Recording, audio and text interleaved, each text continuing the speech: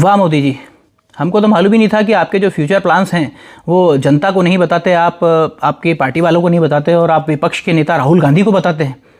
हाँ, हमें तो पता ही नहीं था। जरा ये वीडियो देखिए।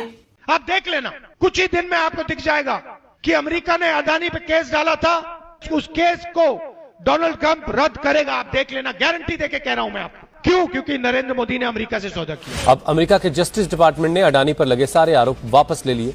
जस्टिस डिपार्टमेंट ने गौतम अडानी और उनके भतीजे सागर अडानी के खिलाफ दर्ज सारे आपराधिक मुकदमे हमेशा के लिए बंद कर दिए हैं। गौतम अडानी पर न्यूयॉर्क में आपराधिक मामले दर्ज थे। देखा, मतलब राहुल गांधी ने पहले ही ये घोषणा कर दी थी, ये भविष्यवाणी कर दी थी कि अडानी के ऊपर जो केस हैं अमेरिका में वो श्योर शॉर्ट वापस होंगे। उन्होंने चैलेंज देके कहा था और उन्होंने साथ में ये भी कहा है कि मोदी जी ने कोई सौदा किया है अमेरिका के साथ, इसलिए उसके केस वापस होंगे। ये बात तो सच साबित हुई। और आप जो है, आपकी पार्टी के जो लोग हैं वो यहाँ हिंदुस्तान में रह रहे मुसलमानों के लिए नफरत ही फैलाते रह गए। और आपका जो माय डियर फ्रेंड ट्रंप है, अमेरिका का जो प्रेसिडेंट है, वहाँ के जो अधिकारी हैं वो पाकिस्तान की तारीफ कर रहे हैं। अब एक ये वीडियो भी देखिए आप। I just want to make one point that's important to the president. The Pakistanis have been incredible mediators throughout this process, and we really appreciate their friendship and their efforts to bring this deal to a close. So they are the only mediator in this negotiation. While there have been many countries around the world who want to offer their help, the president feels it's important to continue to streamline this communication through the Pakistanis, and so that's what continues to take place.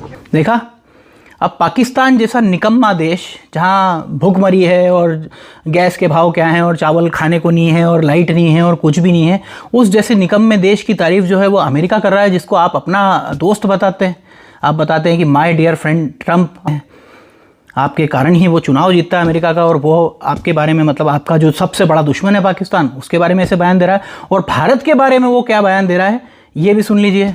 Last week, the Energy Secretary issued a waiver for India to get oil, Russian oils, during this energy crisis. Yes. Have you spoken to President about it? What's the idea behind this? Have I spoken to the president about it? Yes. Yes, I have spoken to the president about it. And the president and the Secretary of Treasury and the whole national security team came to this decision because our allies in India, as you know, Lalit, have been good actors and have previously stopped buying sanctioned Russian oil. So as we work to appease this temporary gap of oil supply around the world because of the Iranians, we have temporarily permitted them. सुन लिया। अब एक बात बताइए कि America कौन होता है भारत को छूट देने वाला? छूट तो गुलामों को दी जाती है।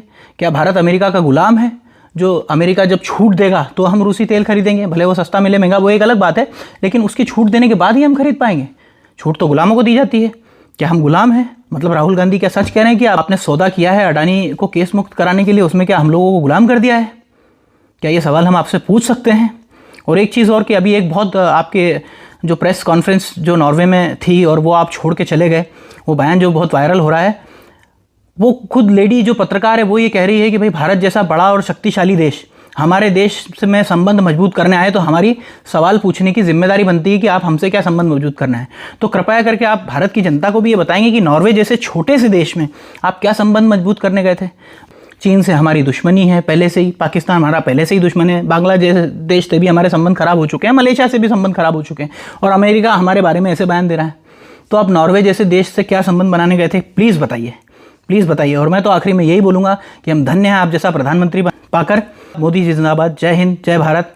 फिर मिलेंगे। Tata, bye bye.